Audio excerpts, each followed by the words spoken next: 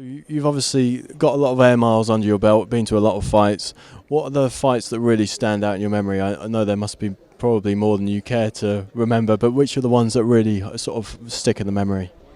Yeah, a lot of great moments. So, as far as one of my favorite fights, I go back to 1989 when Roberto Duran came back and pulled a fight out somehow to get a split decision win to become middleweight champion after he had fought as a lightweight and then welterweight champion, and coming back for another one of his umpteenth comebacks. That was a great night. He defeated Iran Barkley. And the night that George Foreman, at the age of 43, had lost every minute of every round in the, I think it was 10th round, through a four-punch combination and knocked out Michael Moorer. And that was just an unbelievable moment. The fight wasn't that great, but the moment was outstanding. How about the characters? Do you manage to get close to the fighters? And which ones are the ones that you think you've forged the best relationships with over the years? There's a lot of characters, that's for sure.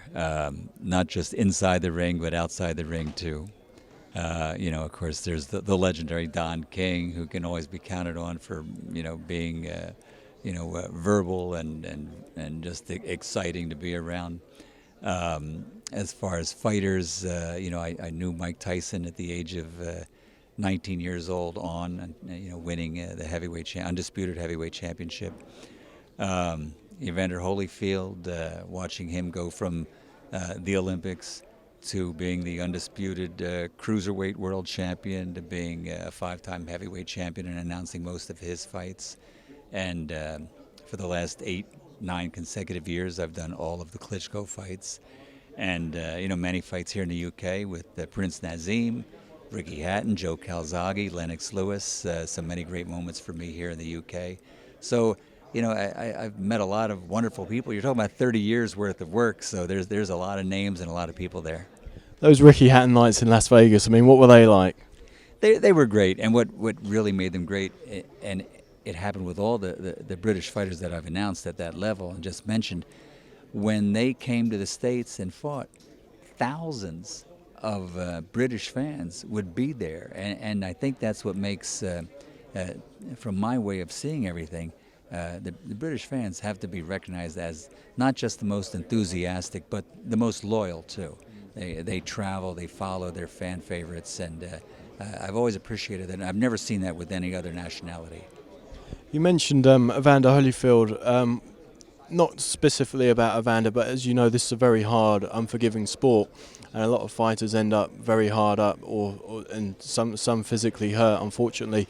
I mean, it's hard when you've announced these guys in their pomp. It must be difficult to see some of them later on when they hit hard times. Yeah, I mean, of course, Muhammad Ali comes to mind, and having Parkinson's syndrome, and he's still a treat to be around. But for me to, when I talk to him, I have to literally put my ear right up to his lips, and he'll say a few words, and it kind of breaks your heart when you see somebody who's given so much. Everybody physically is made differently, and sometimes not just what happens in the ring, but all the work they do in sparring and preparing and everything breaks the body down, and they sacrifice their well-being and their health just to treat the fans to nights of excitement and to try and make their lives better. So it is sad to see that. We have a feature on you in this week's magazine, a nice interview with you. And you mentioned Ali's health problems. You had your own health problems that almost robbed you of your main gift, your voice. I mean, can you tell us a little bit about that? I mean, of all the ailments that you could have got, you couldn't have almost got one that would have affected you so personally, arguably. Yeah, I had squamous cell carcinoma, throat cancer, and it was early stage 3, which that sounds bad, but it was lucky. I just hit the 5-year mark since I had surgery, and I'm declared cancer-free at this point, but I had all my lymph nodes removed from the left side of my throat, and tonsils and part of my throat. And knock on wood, things have worked out. I was back to work 30 days after surgery, and it was actually a Joe Calzaghe fight in Las Vegas. I remember that. And just in closing, you're obviously able to do what you love. You'll be taking centre stage here on Saturday night. What do you think about Froch Kessler? Yeah, obviously I've been doing a lot of interviews here, and I feel like I'm being redundant, but it has all the elements to be a fight of the year. We don't know until it's after it's over. But two great promoters have come together to bring these fighters in here. So you have two great fighters, great trainers behind them, a great facility and venue in the O2 Arena here in London, in one of the great cities in the world. And it's going to be like a rock concert because it's sold out, and this is unbelievable.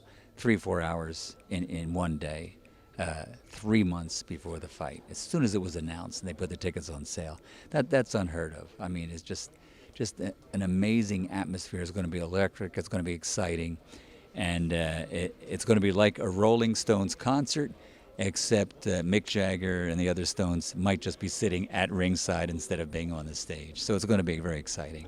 I do actually have one last question. It's a curiosity I have. Are you and Jimmy Lennon friends? Oh, yeah. I mean, I don't get to see him that much, but he does a great job, and I hope to think we're friends. But every time I've ever seen him, we're cordial because I think we have a lot of respect for each other. We do the same thing. Who's got the best catchphrase? Well, I have to tell you something. I actually said it's showtime before Jimmy did. But that's not because of me. That's because of the network Showtime. It was their idea. It doesn't belong to either one of us. And of course, he's become famous for saying it. But yours does belong to you, doesn't it? It does belong to me. Yes, it does. Okay, brilliant. Thank you very much for your time. Really grateful.